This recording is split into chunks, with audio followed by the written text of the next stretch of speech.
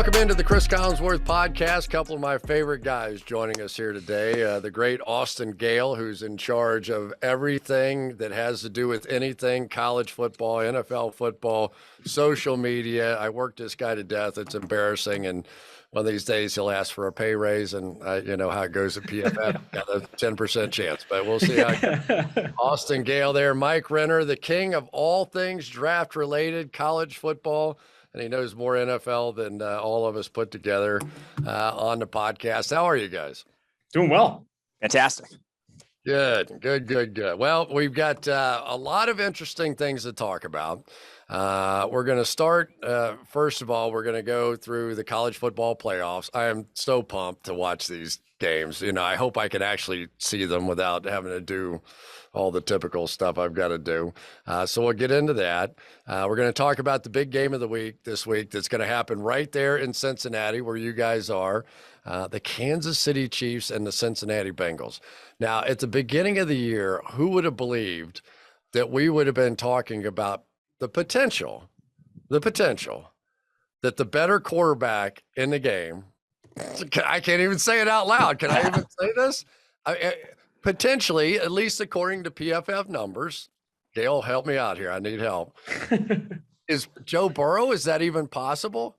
It is possible. He is the highest graded quarterback in the NFL right now. That's how good he's been. He has been phenomenal. And I think a lot of it, there's been a lot of really good discussion around Joe Burrow and like, how could someone who has this many interceptions, right? 14 interceptions on the season, how can he be the highest graded quarterback in the NFL? Well, a lot of that is plays just like the one you saw where he drops it in the bucket to Jamar Chase and it gets popped up and intercepted. That's why PFF obviously does so much more than the box score, so much more than passer rating and these things. Joe Burrow has been phenomenal and coming off of literally best game of his career, 525 yards against, yes, an injury-plagued, COVID-battered Baltimore Ravens team, but they stepped on throats, man. It was a game they needed to win and win big, and they did just that.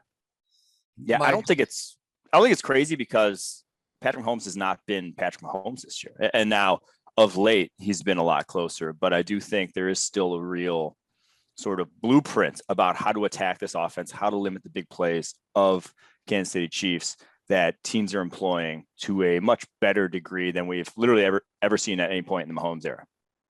All right. So I don't want to do the whole conversation now. I want to save a little bit of that because I am like champing at the bit here to get into the Cincinnati. I can barely believe it. But the Bengals with a chance. Now, correct me if I'm wrong. If they win this game somehow at home, 1:00 game for God only knows why it's a 1:00 game. But it's a 1:00 game. If the Bengals win this game, they would clinch the division, right? And they would have a tiebreaker over Kansas City should it come down to they both end up. Now, I know what they're a couple of games back of them, but not inconceivable for the top seed. Come on, talk me off the ledge here. This is like stupid talk. What are we talking about here? The one seed is stupid talk in my opinion. I don't think the Chiefs are losing back-to-back games to end this season, but the Bengals clinching the North this week, I don't think it's crazy. Like the Chiefs, as much as, like I just said, as much as they've looked good of late, a lot of that's been on the backs of a dominant defense. And they also haven't faced the likes of this Bengals wide receiving core. Like it is about as good as you'll see anywhere in the NFL. I mean, up there with the Bucs and the Cowboys when fully healthy, and just in terms of 1, 2, 3 on that roster, any of those guys can get open at any point in time. So you really have to have a lot of answers defensively to get at this Bengals offense when they are humming. Yeah, I think this Bengals receiving core, honestly, is one of the best in the NFL. I think I put it in the top 3, top 4. I guess if Julio Jones and A.J. Brown are healthy, maybe you're considering the Tennessee Titans. But I do think that the Bengals receiving core, T. Higgins, Tyler Boyd, Jamar Chase, is something that the Chiefs really haven't seen this year. Can you tell me a little bit more about the whatever the shirt you've got on there with the yellow bow tie? It's Michigan, okay, Chris. All right. It's Michigan. I just needed to know. I knew there was something I couldn't see on the screen. I just needed to Looks like he's wearing a robe. I didn't know what that was, man. I was like, okay. Things have changed since I've been out of town. I just didn't know how it was going there at PFF. All right, let's do just a little bit here, though, on the coach. Let's do a little bit on John Madden before we get started into the college playoffs and all the different things. because this guy really was the standard for everything, right? I mean, how many people in one lifetime were arguably one of the greatest coaches of all time, won a Super Bowl there? In broadcasting, I said he's like the original LOL, right? Before there was such a thing as LOL, there was John Madden, where you found yourself just laughing out loud multiple times during the game, and he would kind of catch you off guard somehow, because he would go from this serious analysis of football to all of a sudden showing a guy with his helmet off and steam coming out of his head, or the fat roll around one of the offensive linemen, or something that he could truly relate to because he was a former offensive lineman. I always think of the turducken days on Thanksgiving, and nobody, like my son Jack said, what's a turducken? Nobody even knew what a turducken was. And he would take his hand and karate chop into the turducken and like pull out chunks of meat and hand them to Pat Summerall, who would do everything he could to just fall away from it and not touch a piece of the turducken that John had just karate chopped his way into. I mean, do you guys have a memory? When does the memory of John Madden kick in? Because for me, it was a dinner at our house, and my two boys were both in the junior football league at that point. And John Madden showed up. And so there's like a line of people waiting to meet. And, it's like the king was there, and they're all waiting to shake the hand of the great John Madden and have a brief conversation. So I said, before you do all that stuff, I said, can you come over and just meet my two boys? They play Madden. They'll be nuts to meet you and all that. He said, absolutely. So he goes walking over there, and he sits down, and he starts, you guys play in a junior football league, huh? And he goes, yeah. So what do you do? What kind of defense do you guys play? Well, it's a 6-2. That's what the high school plays, and that's what we do. 6-2. He goes, I know how you beat a 6-2. Here's how you get it. And he starts doing all this Madden stuff. He takes the knife and the fork and the salt shaker and the pepper shaker, and he's moving them all around the table. And the boys are sitting there wide-eyed. And I'm swear, like an hour and a half later, he has not left this spot. He is full arms flailing, full Miller Lite beer commercial, John Madden with these boys. And they are loving life. And he just goes on and on and on. And it was so incredible. At the end of it, he got up and he goes, all right, been great. It's been a great dinner. Thanks so much for everything. I got to go. And everybody else, that was it. Like, he just hung out with the two boys talking ball the whole time. And, and that's who he was. He was a family guy who loved kids, who loved teaching football to kids. And he just, you never knew where he was going to go. You just never knew, but he was so unique and such an amazing guy. I'm sure both of you have some first glance at your life with John Madden, and part of the reason that you probably fell in love with football. I mean, to speak to, before Mike goes, to speak to like just like kind of what you touched on at the top, like John Madden has literally positively affected like 3 separate generations of human beings that watch football, right? The people who recognize him as a coach and recognize him as a broadcaster, and obviously the name on the most popular football game literally on the planet, and probably will go down as the most popular football game ever. He has positively affected so many generations. To speak to like a legend, right? Like, he is legitimately a legend, a GOAT, whatever you want to phrase it. He has been awesome. But one of my first memories, I grew up in Oakland, California, and my dad poured on that the Raiders were everything. And my dad was in the prime of his fandom years when Madden, was winning as a head coach. And I think I watched football because of John Madden. I started watching football because of John Madden. And I think it's rare. There's rare that broadcasters will do that, right? In my career, or in my like young fandom, it's like I would turn on the game because I know he's on the call. And that, just to speak to that and just the impressions he had, my dad spoke about John Madden to me like he was like a god. Like, John Madden is everything. He was everything to me as a head coach. He was everything to me as a broadcaster. So it reminds me a lot of my dad. I think a lot about the relationship I have with my dad, and the relationship I have with the Raiders and the fandom I had as a kid. So John Madden being a huge part of that was definitely obviously just an awesome dude. Yeah, he genuinely loved the game, and I think you see that on broadcast. That like shines through. You can't fake that, and that was the biggest reason why. Like, and the minutiae of the game, the X's and O's, he loved that portion, and also the lighter sort of side of the game as well. But my early memories, I remember bringing a sign. I went to the Packers playoff game against the 49ers. I think it was the first playoff game I've ever been to in 2001, I want to say it was. And I had a sign that said "Circle Me, Madden" that I brought to that game because he used to circle fans in the stands that had signs that said "Circle them." So I wanted to get on TV. Didn't end up getting circled, sadly. But I do think the other thing about Madden that sticks with me is that if I were to, I've never had athlete's foot in my life. If I got athlete's foot tomorrow, I would go out and buy Tinactin based off of the commercials that happened 20 years ago, because I haven't seen a commercial about athlete's foot since then, but it was just so memorable. Those boom, tough acting Tinactin commercials that I was stuck with me, like I said, this later on in my life. There's just so many things with the guy that were so fantastic. I always think of the one with EA Sports. And again, I was on the Today Show the other day and I told this story and I'm not even sure it's true. You know, with John, it was like he would just, if it was a story, we were so happy with it. But he would tell a story of the guy, he had this guy that tried out. It kept bugging him, wanting to try out. And he was a monster. He's like 6'8" and weighed 330 pounds. Like, Coach, I can play. I'm telling you, I can play. And so he finally just wore Madden out, who I don't know how the guy kept able to get contact with him or whatever.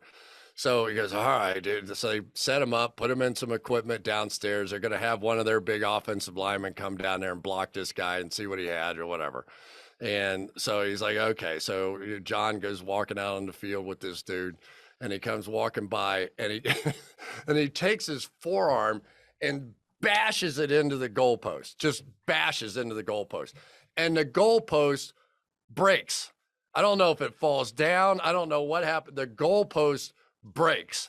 So you can imagine John at that point. And now he's telling the story and he's like, we got, forget the tryout. This guy can break a goalpost. That's what I need. I need goalpost breakers on my football team. So we're going to sign you to a contract. We don't need to do the tryout. It's all good. He's like, we got a goalpost breaker now. So they go back in, they sign him to a deal, and this guy's good. The head of security comes by a few hours later and goes, Coach, I don't know what to make out of this, but on our security film last night, we had a picture of this real big guy who had a hacksaw and was going outside on the field. So the guy rigs the contest. He hacksaws through the goalpost. So when he walks out with Madden, he can knock it. Oh my God. I'm telling you, he started telling this story and I could not contain myself. I was laughing so hard. I go, get out of here. He goes, I'm telling you, it's a true story. But he would sit in the lobby of hotels and he would just sit down, and of course it would take 5 seconds for people to start gathering around. And then he would just talk to them and he would ask them questions about their lives and do the whole thing. Then the crowd would get a little bigger and then they'd hear John. And so he'd get a little bit more animated. Then he'd start telling stories. And pretty soon you've got this lobby that is in hysterics listening to this guy tell story after story after story. And I was like, I had heard about Muhammad Ali one time, that Muhammad Ali was negotiating a contract and he was in a limo in New York City.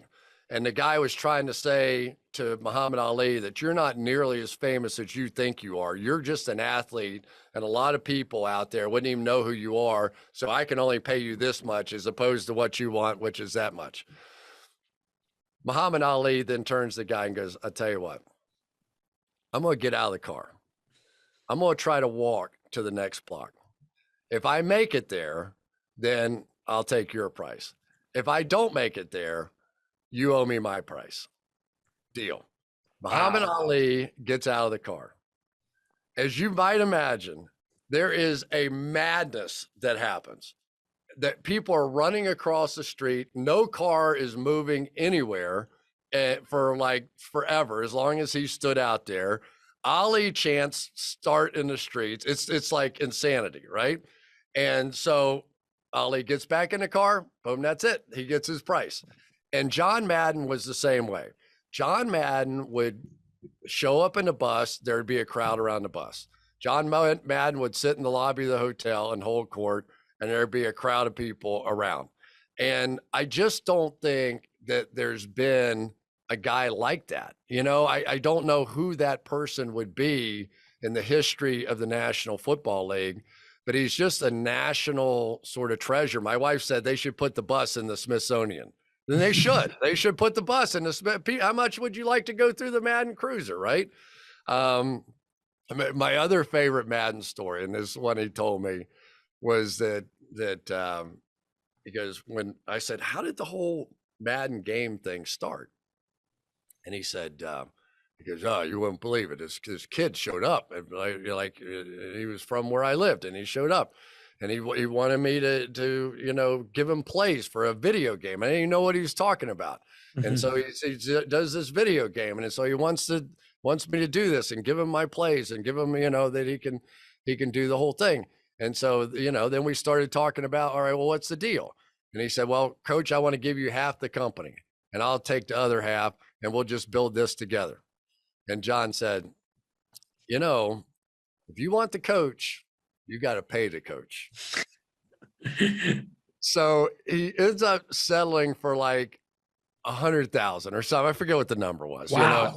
So he got like 100,000 out of this kid that he had no idea who he was. And I think 7 years later, they thought they got to a product. They got to the end. John hated the whole thing. It was something like 7-on-7 football instead of real. So they start all over again. So this process was like ridiculous. But John, in the middle of telling this story, he goes, then at the end, he goes, yeah, I was a genius. I got $100,000 out of that kid. He goes, I could have had half of EA Sports, but I got $100,000 out of that kid. I go, get out of here. He offered you half of EA Sports. He said, well, what became EA Sports? That's what it was, Wow. So he could take any ordinary moment, right? He could take anything that was just, in my eyes or your eyes, would just, you would just go right by it. But for him, he would see something unique in that story or that opportunity to communicate it. And you can only imagine him as a coach, right? You can only imagine what he would have been like to, once in a while, he got featured in the Fox pregame show when he was working for Fox, and he was wanting to take people's heads off, when they were doing spoofs or jokes about him. So, let's not make him out to be this, he was a tough guy. He was definitely a tough guy, but, dang, man, it's some loss. It's that, not just for the people that knew him, it was just for the people that loved him. They were just fans of his, and I think everybody sort of has that favorite memory of him. It's weird to look back because everyone obviously remembers him as the announcer, the video game, but like he was one of the best coaches in the NFL, like NFL history. He won 75% of his games as a head coach. Like walking away from that would have been unprecedented in this day and age. I really do wonder what like the sort of narrative or what was being written about him at the time when he did walk away, because it would almost be not like Bill Belichick in his prime, but like it'd be like, I don't know, Matt LaFleur walking away from the Packers after this year, like with how dominant he was with the Raiders. Yeah, I don't know how much of it got played out to be because he was afraid of flying, right? Yeah. And he really wasn't afraid of flying. It was more he was claustrophobic. Like he hated being in elevators. He hated any of that kind of feeling. And I think on his last road trip, he had a panic attack or whatever happens to you when you have claustrophobia.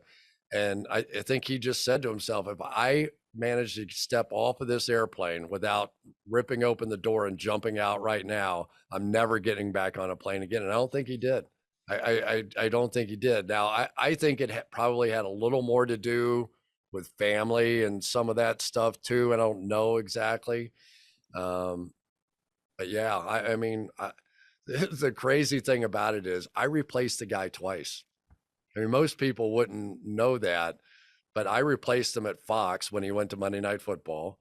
They literally said, Chris, Troy, no one human being can replace John Madden. So we're putting both of you guys on there because we don't want anybody to be compared direct. I go, thank you God for doing that. That's great. And then at NBC, where he really stunned all of us when he retired at age 70. And he had just called the Super Bowl, Arizona, and Pittsburgh with the great touchdown pass at the end of that game. And The incredible performance by Larry Fitzgerald, and could he, if they've gotten a final Hail Mary off, would he have caught it again to win the game? Who knows? But it was, and then because I got a call I was doing it, believe it or not, I was doing a charity thing for Dan Snyder of the Washington football team, and I was just leaving that, and I literally had stepped 1 foot onto the airplane to go home, and Dick Ebersol called me, who was my boss at NBC, and goes, "Where are you?" And I said, "I'm in Washington. I just did a speech." And he said, "Get off the plane, get on the next plane to New York. I need to talk to you." So I just figured I was fired. I was like, I don't really know what I did, but I'm fired. I already know that. So I get off the plane and go to New York. And he said, "John retired, and I need you to do the games." I'm like, "What do you mean John retired? He just did the Super Bowl. Why would he retire?" And for me, it was horrible timing because I still had, my boys were in high school, and I was going to high school games, and Austin was playing at Notre Dame. And, I was happy because I didn't have to go in until Saturday night. When you do the games, you have to go in on Thursday night or, Friday morning or whatever. And I was like, "Oh my gosh." But yeah, it's, you just never knew with him. He told me before that Super Bowl, my birthday's on January 27th, and it was like the week leading up to the Super Bowl. And he said, and they had like a little cake and candles and, little thing for me. And John was there, and he goes, "I can't tell you how hard that struck me." This is well after the fact. He goes, "You're 50?" He goes, I go, "Yeah, it hit me that way too." He goes, "You're 50 years old." He goes, "I've held this job too long. It's not my turn anymore. It's your turn to do this job." And I'm like, "Oh, coach, I wish you'd asked me about it first, because the timing could not have been worse, But yeah, he was like that. It was like there was a right and a wrong. And for him, that was it. It's just like that was it. But anything was in play. Any conversation, he was so brutally honest. He would tell you what you thought. One of the other things that I asked him how he did the game. I say, because everybody wanted to be John Madden, and I refused from the beginning to go boom. I go, "That's John Madden. I am not." But you couldn't help it if you grew up in that era, right? Yeah. If you grew up, it was like when you saw a big hit, the first thing that came to your mind was boom. And so I probably said a couple of them, but all over broadcast television, people were saying boom and slobber knockered and whatever all of John's phrases were. I was like, "I'm not doing that. I'm just not. I'm not. That's John Madden. That's not me." But he was just one of those guys that you wanted to be just like him. You just wanted to do the broadcast that he did. But I said, how do you do it?" And he goes, "You watch it inside out." And I go, "I don't even know what that means." And he goes, "Chris, if you follow the offensive and defensive linemen, you'll know what's happening on the play." I go, "Why?" And he goes, "Well, if a guy's pulling, you got either that or a play action or a bootleg or whatever. If you got, they're going this way, it's either outside zone or going bootleg out of it." He goes, "I promise you, if you watch the first second of the play, watch the offensive line, you'll know what's going on." And I'll be damned. It took me a little while to figure out how to do it, but it's so much the better way of doing it. I mean, I start every play like I've got a monitor in my booth that is the end zone shot, so I can see, that the sky cam, and that's what I'm watching. And I'm watching the offensive line. Now, occasionally, like 10 times a year, I start talking and I have no idea what happened to the ball. That something weird happened, and I go, and Al looks over at me like, "Start talking, stupid." And I go, "I don't know what happened to the ball. I was watching the guard, or I was watching the tackle, or I was watching something." But that's what he did. So he was an offensive lineman, and he initiated all thought from the offensive line out to the receivers and the quarterback. So while everybody else in the world is watching the quarterback, John Madden, and now I am not. We're watching this inside out philosophy, which I think was dead on.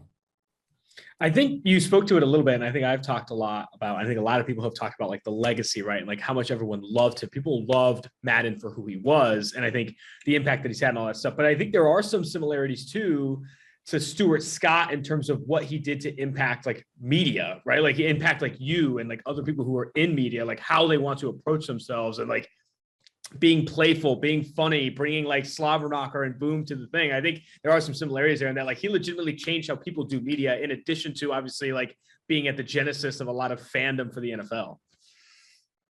Yeah, he was, and I think the thing that, can you imagine driving across the country that many times? Like the first time I did Sunday Night Football was in Tampa, because John had literally taken, the schedule got whatever, and usually they tried to take care of him a little bit, but he had like San Francisco, Washington, LA, Atlanta. So he was literally driving across the country like 4 or 5 times in a row. And they finally went, Chris, just give the man a break. Go down and call this Tampa game. I go, yeah, sure, whatever. Little did I know that it was actually like game 7 of the, whatever it would be, the ALCS or whatever, one of those, and Tampa was in it. So there was nobody, the Bucks were out of it. And so we're all sitting there, and the only time you heard a cheer in the stadium that night was when something happened in the baseball game, because they all had their phones or whatever watching the baseball game. It ended up the lowest rated game in the history of Sunday Night Football, and that was my world debut on this. It's the first time that I actually called a game for John Madden. But yeah, it was, but traveling across the country and stopping in every dive. He never wanted to go to a good restaurant, right? He never, ever, like it was dive or bust. Like he knew where they all were, and he liked those people. And the Madden Cruiser would pull up in front, and literally people would drop dead when he'd walk in a restaurant somewhere, and he would hold court just like we were talking about before. But can you imagine the uniqueness of his experience within America and the people that he met? I wish every politician had to drive across the country exactly like that and meet everybody, not just the New York and LA and Texas and Florida people, but meet everybody in America. And he was one of those guys that had that perspective that nobody else really had. Nobody had it. That was like one of the former sports directors here in town, Cincinnati, tweeted out after a couple of days ago about that when Madden came to town, only Madden showed up for they had like some production meeting with the sports director in town, and only Madden shows up, and he asked, where'd everyone go? And he said, oh, they had their lunch went long at Masonette, which is like a former 5-star restaurant here in town. And he's like, oh, why didn't you go? He's like, oh, I went to Skyline. And he said Skyline chili stains on his shirt apparently at the meeting. We still go in Green Bay to Skyline is the Masonette compared to this place that we go to in Green Bay. And they've got a knockoff sort of Skyline chili at this place. But it's like tradition. Our guys, they still got to go there because that's what John Madden did. We still go in on Friday mornings or Thursday night because that's what John did. When John was going around the country traveling, the rule was you never woke up coach. So if they got to Baltimore and he was still asleep, if it was 6 o'clock in the morning, you didn't stop the bus. The bus just kept driving around in a circle until coach woke up, And I mean, it's like, there's so many stories that you go, all these can't possibly be true.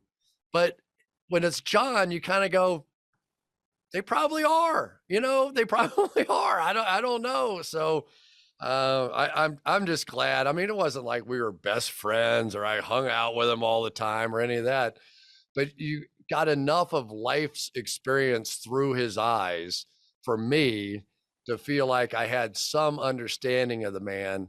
But more importantly, I think I still saw him as a kid.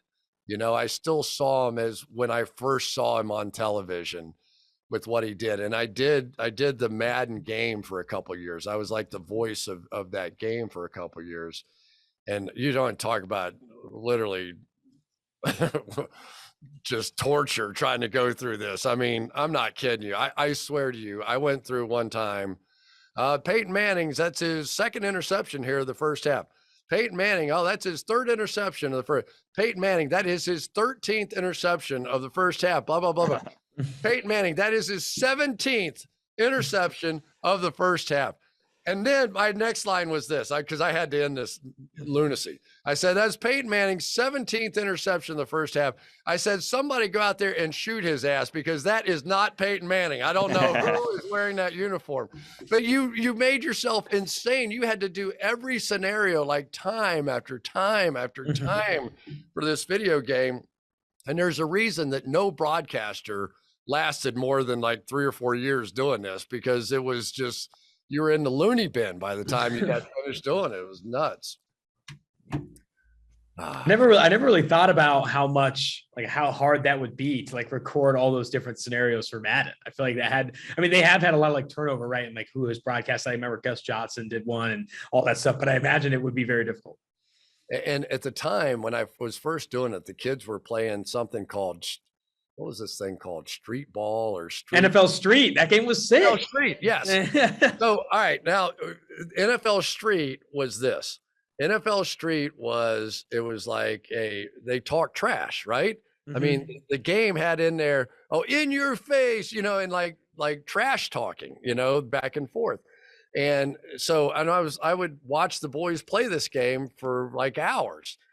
And I was like, so I just thought that's what the video game world was all about. So there were things in there, especially when, like, if you're horrible, that I would make fun of the guy, whoever was playing, and I would just go, oh, you're pathetic, so what are you doing, so whatever. I was like, probably not as bad. So, but it would be like, if you fumbled 7 times or something, whatever. And so I would throw these things in at the end of the game. What I didn't think about was probably the people who were fumbling 7 times or throwing 9 interceptions in the first half were probably a bunch of 6-year-olds learning how to play the game. And so I went through a couple of years of I would have like 12-year-olds who were 6 or 7 at the time learning how to play Madden going, you're so mean on that game. You were so mean to me. And I'm like, oh man, I am so sorry. I go, you're probably right. You were probably making a lot of mistakes learning how to play the game, right? He goes, yeah, you were like so mean. I was like, that's it. I'm out. I'm not doing this anymore. It was just, it all came from NFL Street. That's exactly where the whole thing. That's incredible. Incredible. All right, we got a couple other things to talk about. I could go on all day talking about John. He's amazing. But I do want to get into the college football thing just a little bit. So I went to law school at the University of Cincinnati, live in Cincinnati at least half the year. And I want to go, hey, Bearcats, they always are, they're not great in the first half of these games, but man, the second half, they usually stretch out the lead and they're number 4 in the country and they beat Notre Dame at Notre Dame. Alabama, until just recently, and when they played Georgia, didn't look like world beaters. They really should have lost 2 games this year. So my Bearcats have a chance, but do they? I mean, is this just one of those, how close can the Bearcats keep it, or do they actually have a chance to win the game? I think they actually have a chance. I truly do. And it's because there's no, like you said, unbeatable team in college football this year. We saw that with Georgia in the SC championship game. There's no real complete all-around football team. Like, this Alabama defense is not sending out first rounders in their entire secondary like we've seen sometime in years past. Like, I do think Cincinnati, as much as they've gotten, pooped down for being a group of 5 school and, oh, they don't belong.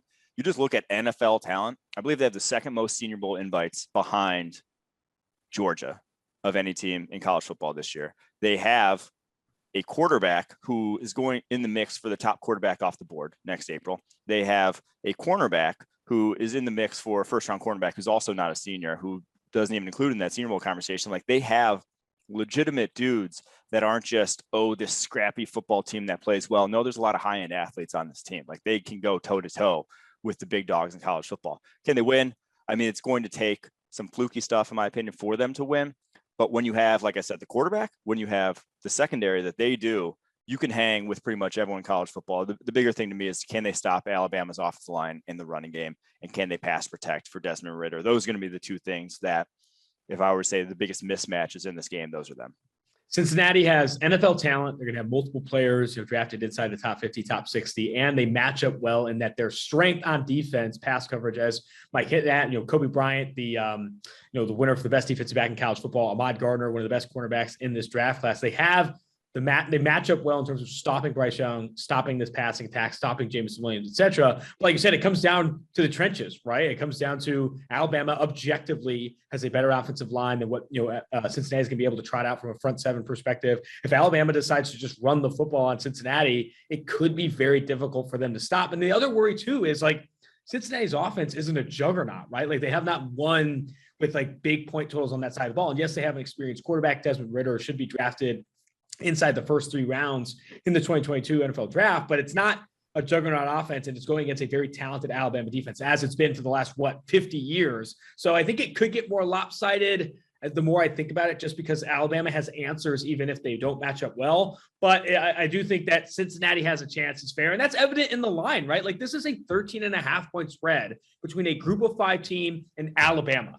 There are bigger spreads in the NFL this week. The Patriots are favored by 15.5 of the Jags, and those are 2 NFL teams. So I do think that they're getting credit in the spread. Like 13.5 is a lot of respect for Cincinnati and how talented this team is. If you guys had to pick it, which way would you pick it against that spread? I'm going Cincinnati. I truly do think that, like I said, they have enough answers defensively to limit Alabama. I mean, we saw this Alabama team struggle to score points against sort of a similarly built team, or at least defense, in Auburn that has kind of a true number 1 corner that is going to give whoever he's guarding fits in that game. That was Auburn, had Roger McCreary. Cincinnati obviously has Ahmad Gardner. They have some guys who can get after it as pass rushers, some guys who can actually put heat on Bryce Young. That's Majay Sanders along the defensive line for Cincinnati. Like I think they'll hold up at least well in pass coverage, which that's where Alabama's won this year. They have not won on the ground. The offensive line is not as dominant in years past. They've won because Jameson Williams and John Mechie are dudes. And now they're not going to have John Mechie in this game. So it's just Jameson Williams. So I do think that Alabama has just doesn't have sort of the juice outside of Jameson Williams now, that I think Cincinnati is going to try to double them as much as they can and make them go elsewhere. I've gone back and forth on this game. Like I said, I do think they match up well. What Mike is saying about them being able to limit Bryce Young in this passing attack, I think is true. But I just think, okay, you limit Jameson Williams and they're going to run for 200 yards on you. That's how good this Bama team is in terms of running the football as well. So I'm a company man, Chris. PFF's betting dashboard likes Alabama to cover the 13.5. I'm going to stick with what PFF is saying. I like Alabama. So, all right, just one more question on this game. You could have either quarterback. You're telling me that Cincinnati has the potential number 1 player in the draft. You can have either quarterback in this game. Which one are you taking? It's Bryce Young. Bryce Young's an underclassman, right? He's not eligible for this draft class, but you've talked to a lot of people. I remember Renner talked to fellow Notre Damer Brady Quinn, a couple of weeks into the season. And you're talking about Bryce Young as just rare talent, what he could do with his body and his throwing motion. He is rare. Bryce Young is rare. I think he's going to be in contention for the number 1 overall pick when he's drafted. When he's draft eligible. Young's such a natural.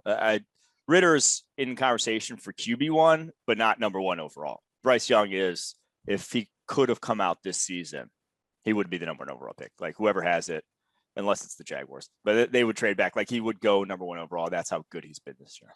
Okay, I didn't want to get my hopes up too much here for this one. The thing about Alabama, and it's what beats most teams.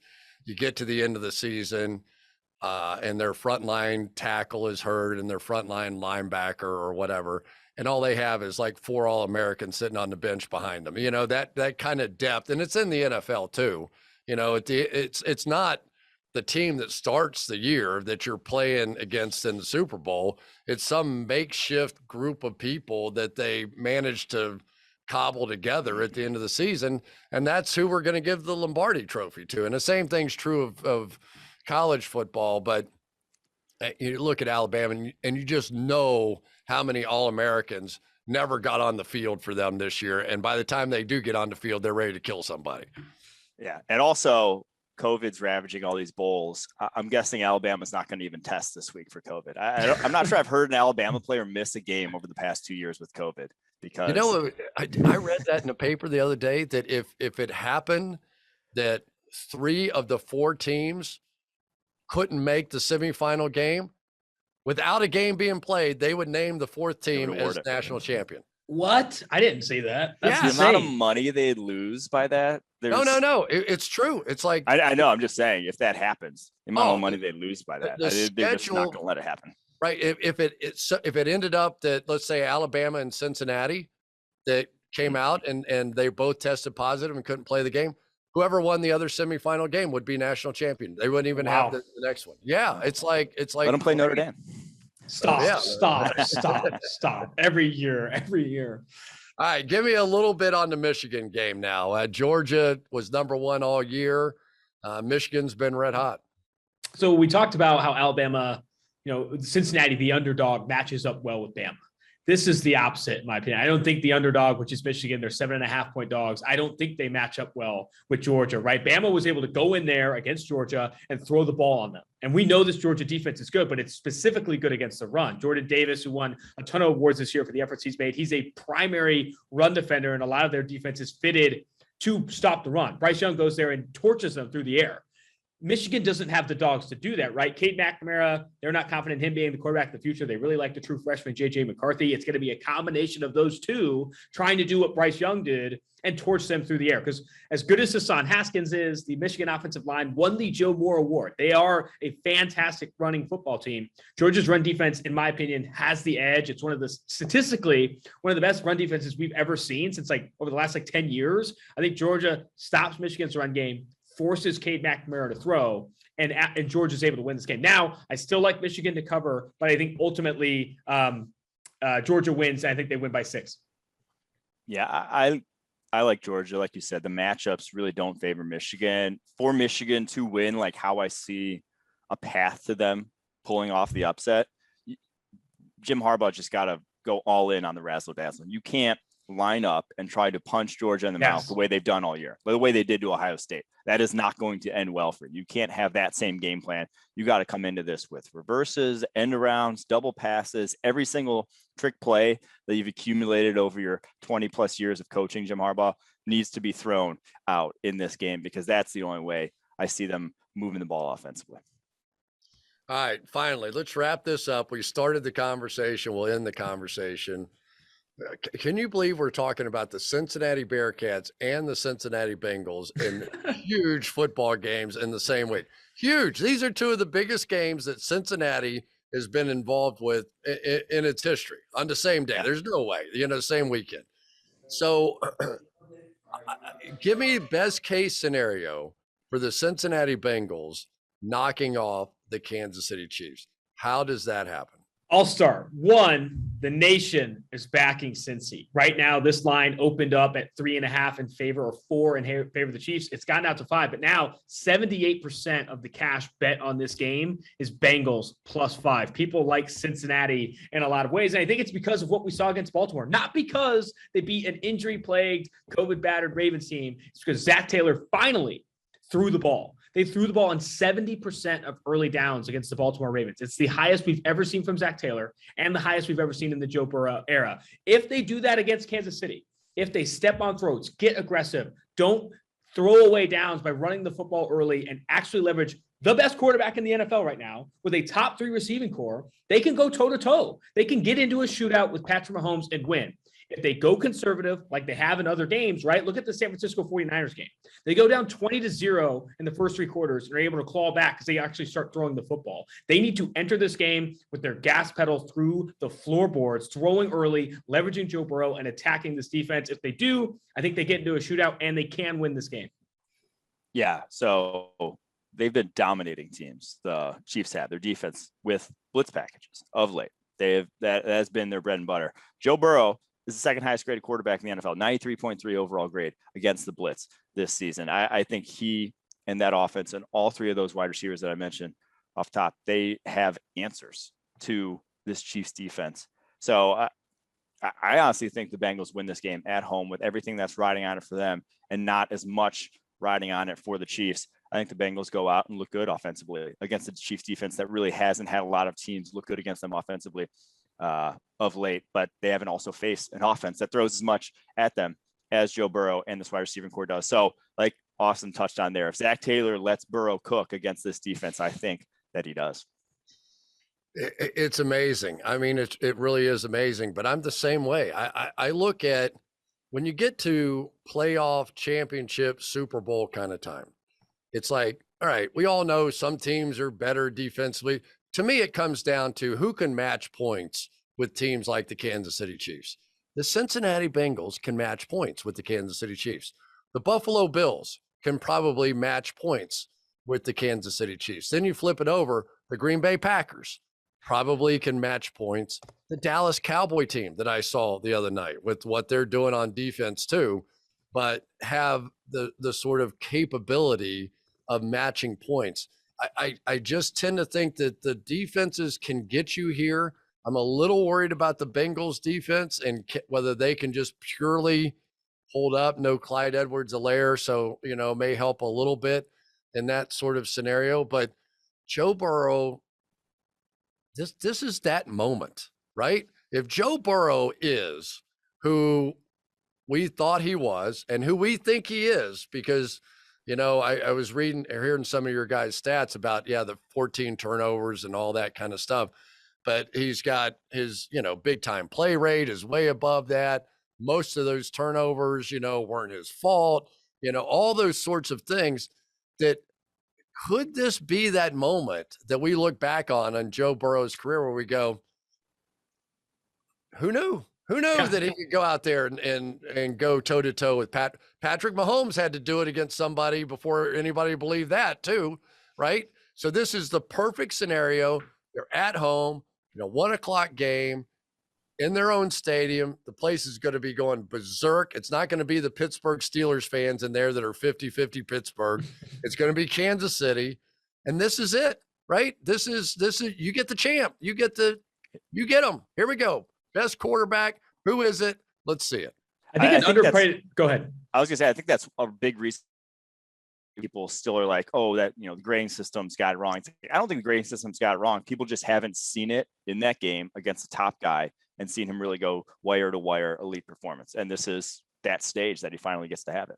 And I think this stage too, and I think an under-discussed part of this game is that if Joe Burrow goes toe-to-toe with Patrick Mahomes and wins, and then puts, the Cincinnati Bengals in the pole position to chase a 1 seed, why aren't we talking about as Joe Burrow as an MVP candidate, right? If he goes toe-to-toe with Patrick Mahomes and beats him for a chance at the 1 seed, I think, though, he'll be into the conversation. I think Aaron Rodgers will still be the favorite from a betting odds perspective, but I think it'll be Rodgers and a short list before it gets to Burrow, right? Right now, the favorites are Rodgers, then Jonathan Taylor, a running back, which I think you have to almost put Joe Burrow ahead of him. So I think Burrow legitimately punches his ticket high up in the MVP voting if he wins this game and then obviously closes out the season with another win. That puts him in a really good position. So I think this game means a lot on both sides.